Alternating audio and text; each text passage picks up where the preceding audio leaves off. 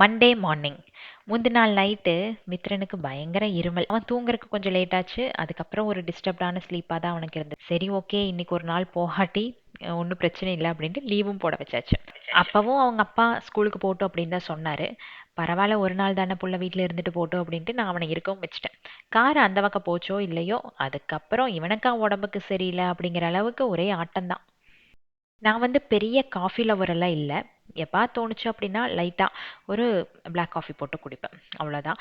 அது இந்த 11:30 மணிக்கு டீ காஃபி குடிக்கிற பழக்கமெல்லாம் எப்படி வரும் அப்படின்னா, அம்மா ஊர்லேருந்து வந்தாங்கன்னா வரும். காலை டிஃபன் சாப்பிட்டு ஒரு 11:30 மணி அப்படிங்கும்போது ஒரு டீ போட்டு குடிப்பாங்க.